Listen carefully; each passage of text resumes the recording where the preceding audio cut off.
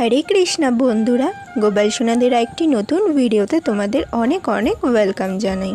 তোমাদের মধ্যেই একজন দর্শক বন্ধু আমি কিভাবে শ্রাবণ মাসে শিব পুজো করে থাকি সেটাই দেখতে চেয়েছিলে, তো আজকে তোমাদের সাথে আমি সেটাই শেয়ার করছি। প্রথমে একটা পাত্র নিয়ে নিয়েছি আর ওই পাত্রটার মধ্যে আমি ওম চিহ্নটা এঁকে দিলাম। তারপর দিয়েছিলাম বেলপাতা আর তার ওপর মহাদেবের লিঙ্গটা স্থাপন করে দিয়েছি। আর মনে রাখবে, মহাদেবকে সবসময় উত্তর দিকে মুখ করেই বসাবে।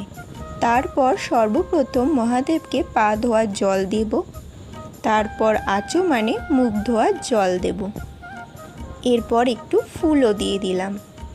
এরপর মহাদেবকে জল দেব। সবার প্রথমে মহাদেবের ডান দিকে দেব, যেখানে গণেশের স্থান। তারপর বাম দিকে দেব, যেখানে কার্তিকের স্থান। এরপর মধ্যভাগে দেব, ওখানে অশোক সুন্দরী স্থান।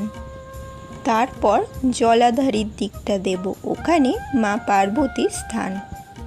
এরপর মহাদেবের লিঙ্গে জল অর্পণ করব। জল অর্পণ করার পর তোমরা চাইলে পঞ্চামৃত দিয়েও স্নান করাতে পারো।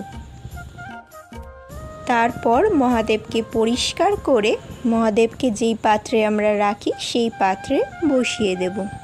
চন্দনের সাহায্যে মহাদেবকে তিলক পরিয়ে দিচ্ছি। বেলপাতার মধ্যে চন্দন লাগিয়ে মহাদেবকে স্থাপন করলাম। এটাই ছিল আমার মতো করে শিব পুজো করা। যদি কোথাও ভুলচুক হয়ে যায় তাহলে অবশ্যই ক্ষমা করো। হর হর মহাদেব।